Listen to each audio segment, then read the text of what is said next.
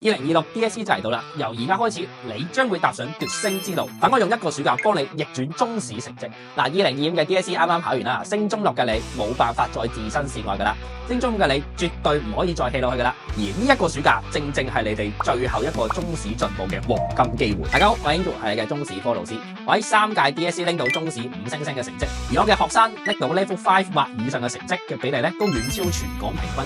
2.8倍咁多。而我喺啱啱完嘅 DSE 入邊仲接中咗唔少關鍵嘅題目嘅，譬如話咁多年都未考過嘅5·4運動影響啦、孝文帝遷都原因啦，或者一啲比較少考嘅題目，譬如話鴉片戰爭爆發嘅原因、明清內閣與清代君主集權嘅關係。當然啦，好多基本嘢，譬如話秦皇漢武嘅文化措施啊、開皇之治能否奠定唐代貞觀之治嘅基礎啊，或者民族政策啊、者抗戰戰勝原因啊等等，我哋都貼中晒。而喺卷2方面，地支林汪、天子梁啟超都100%全中，連問法都幾乎一模一樣添。所以我成日同我啲學生講，中史絕對唔係背多啲、寫多啲就高分嘅，最重要嘅係你應該識唔識得刷題同埋點樣去答題目。如果會用一個暑假帶你經歷以下呢3個階段：第一，由零變明，幫你全面釐清所有嘅事實，答題唔需要再篡改歷史；第2階段，由明變通，教你所有嘅刷題技巧、博問嘅思路；第3階段，由通變精，練熟所有 past paper，句句中康。我下年嘅卷1課程會分2班，一班會由卷1甲部西周開始教起，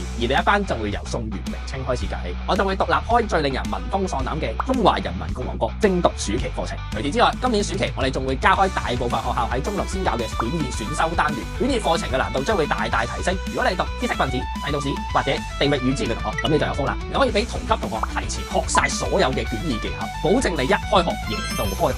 而我哋都有專為升中5嘅大家而設嘅課程嘅，魏晉南北朝同埋宋元明清精讀課程，幫你順利銜接新學年嘅中史課程。我哋整體嘅課堂每一堂唔係純聽書㗎，我哋每一堂都會有即場操練嘅環節，保證學完即用、即改即排，有咩唔識即時對症下藥。如果你有問想改，有中史難題想向我請教，絕對冇問題。落堂之後歡迎你2247隨時交問俾我改，有問題隨時問我一定覆。無論你係想保底定衝升，我都有方法幫你突破。只要你跟足我所有嘅指示，我保證你每上完一堂，對中史只會越嚟越上手，但係越嚟越穩。所以各位同學，呢個暑假千祈唔好再8個啦，即刻報名，我哋上堂見。